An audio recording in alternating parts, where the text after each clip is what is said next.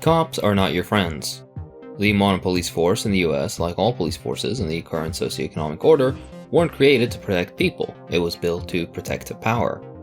From southern slave patrols designed to terrorize black communities and return slaves to their masters, to northern police forces breaking strikes and crushing organized labor, police have always served the interests of the rich and powerful. Today, the same system thrives on violence, corruption, and fear, targeting the most vulnerable while shielding police from accountability. If you want real safety, we need to stop asking how to reform the police and start imagining a world without them. Prepare for a US-centric episode. Addendum. You say this, but what would you do if you really needed the police? Well, the same thing I've always done. Call them, wait several hours for them to show up incredibly late and ill-tempered, if they bother showing up at all, give a statement so they submit a report, and then nothing happens. Sound off in the comments if similar things have happened to you. Back to the video in just a minute. Let's hear from today's sponsor, Incogni. A little while back, a massive data breach involving the National Public Data Company exposed tons of personal information of millions of people to the public, including their social security numbers. NPD is a data aggregator that collects information from various sources without your knowledge or consent, which allows for massive breaches like this to happen should hackers be determined enough. This information being online for all to see exposes you to various dangers such as scams, identity theft, online harassment, and stalking. Data breaches can leak your name, social security number, login credentials, home address, location history, online activity, and more. Many data brokers sell this bulk data to companies, which may use it to target vulnerable and disadvantaged groups, to increase insurance rates, or other unpleasantries. Now, what can you do about this? Well, that's simple. You can use Incogni. Incogni contacts data brokers on your behalf, requests the removal of your personal data, and handles any objections they might have. Through an automated process, Incogni ensures your data stays off the market by making repeated removal requests. That's why Incogni's annual subscription is so valuable. It continuously protects your data privacy for as long as you're subscribed. For my viewers, you can get an exclusive 60% off an annual Incogni plan using the link below or with my code HAKIM. How do you get started? First, create an account, grant Incogni the right to work for you by contacting data brokers on your behalf, and kick back as Incogni requests your personal data removal, handles any objections from data brokers, and keeps you updated on their progress every step of the way. So what are you waiting for? Click my link in the description, use the code HAKIM, and get your 60% off an annual Incogni plan and start protecting your data today. Thanks to Incogni for the sponsorship. This allows me to pay my editor fairly, which is much appreciated. Alright, back to the video. The modern police force in the United States has its origins mostly in the South, where the earliest organized policing efforts took the form of slave patrols, with the rest coming from the North. Slave patrols were established in 1704 in the Carolina colony, which were tasked with chasing down runaway slaves, terrorizing enslaved people in order to prevent rebellion, and enforcing plantation discipline. These early patrol groups were, to slavers, a vital tool to maintain slavery and dehumanize black people. The methods they used were brutal. Bloodhounds trained to quote-unquote hunt escaped slaves, called packs of Negro dogs, were used along with armed patrols to instill terror and force total obedience. This use of dogs has persisted long after the Civil War and the passage of the 13th Amendment to the present day. It's important to note I did not say after the US abolished slavery because it didn't and still hasn't. It was simply relegated to the status of being a punishment for crime. This is still supported by a worrying percentage of the American population, scarily enough. Regardless, from the Emancipation Proclamation onwards, police forces evolved to enforce segregation and economic subjugation through Jim Crow laws. In the North, the development of policing followed a different but no less reactionary trajectory. The North, being more urbanized, focused on maintaining social control, built around protecting businesses and private property, but to be clear, it was still very racist. The informal systems that existed before proved inadequate for urban environments, and the capitalist class wanted centralized police forces that were primarily concerned with enforcing a rigid and very racist social order, not public safety. There are a lot of ways to describe the police in its infancy, but I like historian Dr. Samuel Walker's description. Delegated vigilantes, whose job was to control the quote-unquote dangerous classes, meaning the poor, immigrants, racial minorities, and organized labor.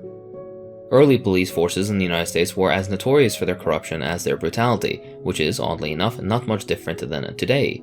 They took bribes to allow everything from illegal gambling, drinking during Prohibition, and prostitution. Police were active, and in some cases crucial, participants in organized crime, trading immunity for kickbacks or information. In the mid-19th century, as industrialization took hold, the use of police to crush labor movements skyrocketed. They were routinely deployed to break strikes and did so with reckless abandon.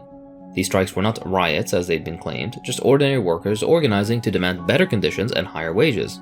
The repression took two forms: overt violence to disperse demonstrations and preemptive arrests, quote-unquote, of workers under vague public order laws to prevent organizing altogether.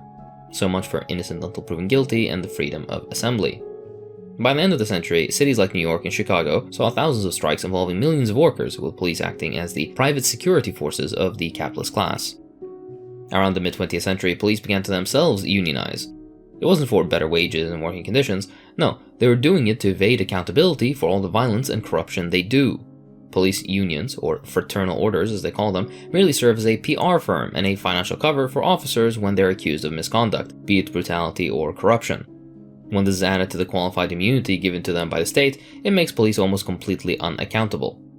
In the 1970s, police strikes began popping up across the US. These strikes and slowdowns were like those of any other. Police withheld their labor unless their demands were met. But their demands were less oversight, softer punishments for police brutality, and more leeway to use force. And because capital really wants the taxpayers to foot the bill for the security forces they need to protect their interests, the police got what they want: more power and less accountability. America's policing system is designed to escalate violence for a variety of reasons, as we'll see. But at the base, the ideology they follow prioritizes officer survival above all else. Sorry, survival makes their job sound more dangerous than it really is. Their training focuses on officer safety and can be easily summed up as shoot first and ask questions later. They terrorize new recruits with rare scenarios that emphasize sudden, violent threats and greatly exaggerate their frequency. It conditions officers to believe that literally any interaction can turn deadly in an instant.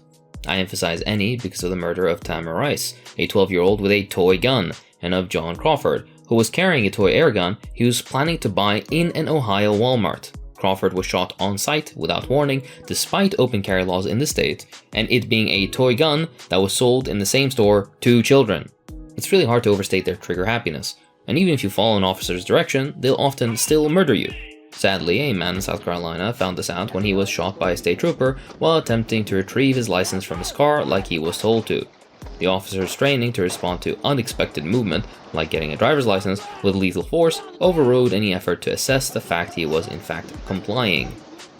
Standard police training emphasizes dominance and control. Officers are taught to assert authority through body language, commands, and quick responses to perceived threats. These tactics often escalate situations quickly, particularly when dealing with individuals experiencing mental health crises, where aggression frequently leads to tragic outcomes. People having mental breakdowns, or those who are for whatever reason not in their right mind, do not respond well to threats, commands, or yelling, all the things cops do. And since police are taught to shoot at anything that even mildly startles them, many innocent people end up killed. Moving on. The SWAT team was a concept developed in the 1970s to deal with extreme, rare situations like armed confrontations and barricaded suspects. It's now nothing more than the logical outcome of all the worst tendencies towards violence and militarization. Nowadays, SWAT teams mainly serve warrants, often to the wrong address, where they violate people's rights, kill and maim people and their pets, all brutal violence to deliver a piece of paper. And before you talk about the de-escalation training, everything I've discussed today is in spite of them receiving de-escalation training. Standard protocols often result in harm or death. American police are so eager to shoot people, in fact, that it has led to a phenomenon called suicide by cop, where suicidal individuals provoke these trigger-happy police into killing them. Police have absolutely no business being involved in these situations and would be better addressed by actual mental health professionals without handheld death cannons. We can actually describe that officer safety stuff from earlier a bit better. It's more accurate in terms of understanding how police operate to describe this mentality not in terms of safety or survival, but in terms of war. They have what they call a warrior mentality. Incredibly cringe. And it, more than anything, underpins modern policing. It frames officers as soldiers in an endless war against crime. Training companies like Trojan Securities specialize in teaching military-style tactics to both police and military personnel and emphasize combat readiness over community safety, warfare over being fair. Police departments showcase SWAT teams wielding assault rifles, storming buildings and engaging in sniper drills. One recruitment video for a SWAT team declared, "The rules of engagement of SWAT are simple. Defeat the enemy any way you can." Rules of engagement of SWAT are simple. Defeat the enemy any way you can. And if you are still skeptical about the purpose of this training, these people have done you the favor of erasing all doubt. One of the most popular programs of this type is called Killology, that is a bastardized term for the study of killing. They use an ironically fitting metaphor in this course, of course. Nothing more really needs to be said.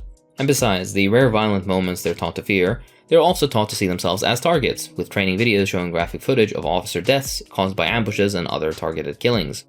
This is brainwashing with trauma, plain and simple. It aligns with the warrior mentality of being under siege at all times because you're operating in enemy territory, as fucked up a concept as that is. It causes officers to treat every single encounter, no matter how mundane, as life-threatening. Despite the claims in these trauma campaigns, policing is statistically safer than many other, more important professions, such as construction and agriculture and even pizza delivery. Where is their plaque, motherfucker? Like, thank your pizza delivery boy for his service next time. The thin crust line flag. Police unions amplify this false victim narrative to resist even the mildest reforms. They claim that any legislative efforts to increase accountability represent an existential threat to law enforcement and the public alike. So, in response, they lobbied for legislation that would protect cops specifically, as if their entire system isn't already built to shield them from accountability. What more protections could they possibly want? I'm going to tell you, but be warned, it's very stupid. So-called Blue Lives Matter laws categorize attacks on officers as hate crimes. Yes, hate crimes. They're attempting to be protected as if they were a persecuted group, and legislators are of course falling for it. In a similar vein, Marsy's laws, which are intended to protect victims of violent crimes, are weaponized by police to shield themselves from accountability. The police invoke these laws to conceal their identities in use of force cases by claiming they were a victim in the altercation. And when the police aren't busy avoiding responsibility and accountability, the Supreme Court made the common police mission statement to protect and serve a mere PR slogan. Ruling in Warren v. District of Columbia, the court determined that police have no constitutional duty to protect individuals, even in emergencies. The arguments being, if the police had to do so, then every public official would also have to do the same, an illogical and stupid train of thought. Already in this video, I've mentioned instances of American police needlessly murdering citizens at the slightest provocation, for lack of a better term. It should be no surprise then that American police kill more civilians than any other so-called developed nation's law enforcement. Between 2014 and 2016 alone, over 1,000 police killings were reported annually, with Black Americans disproportionately represented among the victims. So much so in fact that getting killed by police is a leading cause of death for young black men in America. This isn't an aberration, as I've talked about in my 13-50% video here. Black people are treated like an occupied colonial population within the US. Just to give you an idea of how bad the problem is in a single statistic, black teenagers are 21 times more likely than their white peers to be killed by police. Remind me again, who has a target on their back? It's definitely not the cops. These killings occur within the broader context of mass incarceration, which I also touched on in the previous video mentioned, so I'll just highlight some statistics. The United States currently imprisons 2 million people, more people than in any other country, and 25% of the world's incarcerated population, despite only being 4% of the global population. The US incarceration rate is 629 per 100,000 people. China, with well over 4 times the population, incarcerates approximately 1.69 million people. This means China's incarceration rate is 119 per 100,000. Russia, another US enemy accused of unconstrained authoritarianism, holds 433,000. Russia's incarceration rate is 450 per 100,000. Speaking of prisons, policies like the war on drugs have been central to the explosion of America's incarcerated population. Between 1985 and 2000, sentences for non-violent drug offenses nearly doubled, contributing to a 66% increase in the state prison population, likewise a boon for private prisons. By 2000, over 1 million black adolescents had a parent in a prison. All of this sounds like institutional racism, right? Well, that's because it is. It's the other major defining feature of American policing. Black and brown communities are over-policed and subjugated to invasive, often violent encounters, something else I've covered in depth in my 13-50% video. There's sadly a lot of overlap that just tends to happen with intersectional problems. Since you see more detail in that video, I want to highlight something I didn't mention there. Even those of higher class positions, prominent figures like Harvard professor Henry Louis Gates Jr. have been a victim of this insanity. The man was arrested in his own home after being reported by a neighbor as a burglar, despite proving via his driver's license that it was his house. The cops didn't believe him because he was black. But what about so-called diverse police forces? Do they do better? The short answer is no. Departments with diverse personnel continue to enforce policies like stop and frisk and aggressive drug enforcement, which disproportionately targets non-white communities. This proves, or at least strongly supports, the idea that there is a broader systemic ideology that views poor and otherwise marginalized populations as threats to be controlled instead of people to be helped. Let's talk about the non-lethal corruption the police get up to. Legal theft by police, aka civil asset forfeiture, is a predatory state-sponsored practice that is pretty popular within US law enforcement. The US publishes reports about all this theft, and I took a look at just 2 categories for the most recent data available, which is last year. Here it is. Police seized 76,800 items valued at $6 billion, with an additional $106 million in forfeited property. This brought the total value of seized and forfeited property to over $6.1 billion. It's almost certainly worse than this, but even this is a staggering amount. These assets are often taken from individuals who are never charged with a crime and disproportionately affect working class and marginalized communities. Yes, there's the occasional drug kingpin bust or whatever, but these are rare. In many cases, seized property includes cash, vehicles, and even homes, forcing people into expensive legal battles to reclaim their belongings, though legal theft isn't the only crime the police get up to. In the Los Angeles County, they've taken organized police crime to the next level. Gangs. I don't mean gang units, as in groups of police assigned to specifically deal with gang violence. I mean gangs of police that have a structure and purpose similar to those on the outside of the law, so to speak. LA County has at least 10 known deputy gangs with names like the Reapers, Regulators, Jump Out Boys, Executioners, Banditos, and the Vikings. Incredibly stupid names. These gangs have operated within the sheriff's department for at least 50 years. These gangs enforce illegal arrest quotas, retaliate against officers who refuse to comply, and celebrate violence they commit with tattoos and parties. For example, Deputy Miguel Vega fatally shot 18-year-old Andres Guardado while allegedly attempting to impress the executioners and earn their signature skeleton tattoo. Since 2010, so-called misconduct, meaning violent crime, linked to these deputy gangs have cost Los Angeles over $21 million in settlements. Whistleblowers have testified about the gang's extensive influence, but oversight bodies report continued failures to investigate, discipline, or fire members. Sexual misconduct, mostly rape unfortunately, is of course another pervasive issue within policing, and victims are more often than not under 18. Not that it makes it okay had they been over 18, but I'm making a point. Between 2005 and 2007 alone, 548 officers were arrested for sex-related crimes, with 56% of these offenses occurring on duty, so basically citizens paid cops to rape kids. 37% of the victims were between 13 and 15 years old, and 12% were 12 or younger. According to an investigation by the Washington Post, from 2005 and 2022, 1,800 officers were charged with crimes involving child sexual abuse. Many avoided punishment due to botched investigations, reduced charges, and lenient plea deals. Domestic violence among police officers also reflects the culture of unchecked aggression. Surveys of police officers themselves show that 40% of them admitted to physically abusing their spouses in the past year at the time of the survey, with 8% acknowledging severe violence such as choking or beating. These rates are significantly higher than those observed in civilian families, where only 11% reported minor violence and 3% reported severe violence. Divorce and separation significantly increases these rates, with 66% of divorced or separated officers reporting some form of violence in their relationships. When the police aren't stealing, selling drugs, murdering people, raping kids, and beating their spouses, they are framing people, fabricating evidence, and most famously, test-lying. The official term is procedural perjury, but test-lying is better. It is estimated to occur in 20% to 50% of suppression hearings, particularly in drug and weapons cases. In one instance, during the Rampart scandal within the LA County Police that mirrors the experience of many black and brown people in LA, officers planted drugs on 2 individuals and fabricated a confession, leading to wrongful convictions and prison sentences. Over 200 convictions were overturned as a result of the scandal. So how do these assholes keep getting away with murder? I'll discuss 2 of the major factors, but these are by no means the only 2. The first is qualified immunity, a clumsy term for a legal doctrine introduced in 1967 designed to protect government officials acting in good faith from civil liability. In 1982, the US Supreme Court expanded the scope of the doctrine by removing the subjective good faith requirement, arguing that litigating an officer's intentions created excessive costs and distracted officers from their duties. How is never really explained, just a vibe, I guess. This objective standard allows officers to avoid liability unless their actions violate clearly established constitutional rights, a term defined so narrowly that the courts often grant immunity even in cases of severe misconduct.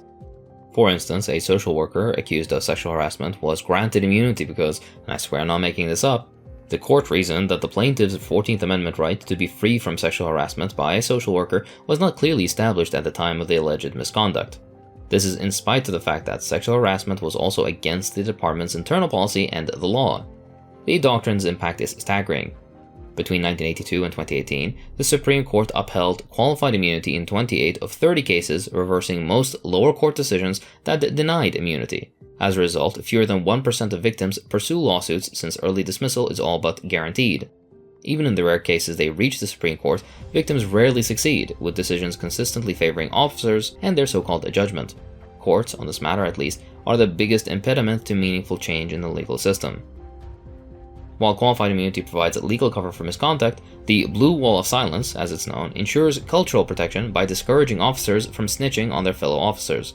They frequently describe their relationships as familial, emphasizing loyalty to their brothers in blue. Again, more cringe. I'm not sure I could do a better job explaining that than some graffiti at the NYPD Academy. The commissioner is the mayor's puppet. The mayor doesn't care for us. The media puts us down and the public hates us. All we have is each other. Stick together. Loyalty is not just expected amongst peers, but also directed upwards, with officers refraining from actions that could harm their superiors' interests. This, of course, strengthens the culture of silence, which creates a feedback loop where misconduct is protected, normalized, and perpetuated. The consequences of breaking the silence are severe and far-reaching. Whistleblowers face ostracism, harassment, and retaliation, including undesirable assignments, fabricated misconduct charges, stalled career progression, or even violence. Physical and psychological intimidation, such as property damage and stress-induced health issues, further discourage officers from speaking out. In some cases, whistleblowers face the prospect of backup being withdrawn in life-threatening situations, even. It's like killing Caesar. Everyone's guilty. Okay, so what's the alternative? Just get rid of the police? Well, as they're currently constructed, yeah, a gradual dissolution of the current structure is required. Public safety, as it is traditionally understood, narrowly focuses on preventing violent crime and property damage, primarily through police, a liberal approach. This framework ignores the broader and more complete idea of safety, which includes access to safe housing, food, healthcare, and education. People living on the streets, scavenging for food, or suffering from untreated illnesses need direct help aimed at their core issues, not a gun in their face. The status quo's reactionary punitive measures absolves the government of seriously addressing these fundamental needs. Investments in public services such as education, healthcare, and employment have proven far more effective at reducing crime than policing ever has. The failure to invest in these areas not only limits public safety, but actively perpetuates harm by criminalizing poverty and inequality, deepening both in a vicious feedback loop. It is also intentional. Refer to these two videos for a deeper dive. Beyond policing, carceral logic, the belief that societal issues can be resolved through punishment, has infiltrated numerous aspects of governance. Prison abolition activist Mariam Kaba points out that things like mandatory drug testing for food stamp applications, restrictions on voting rights for individuals with felony records, and the presence of police in schools are clear evidence of this infiltration, and I would agree. These policies normalize treating poverty and other problems as offenses at the expense of effective, supportive alternatives like counselors, social workers, and robust social safety infrastructure. Police walking around with the power of life and death on their hips are not substitutes for mental health professionals or educators, and positioning them as such has been disastrous. And I understand that completely transforming public safety requires eliminating the structures that perpetuate carceral logic, which is a huge problem in and of itself. Defunding the police should be a goal of this process, but not the ultimate goal.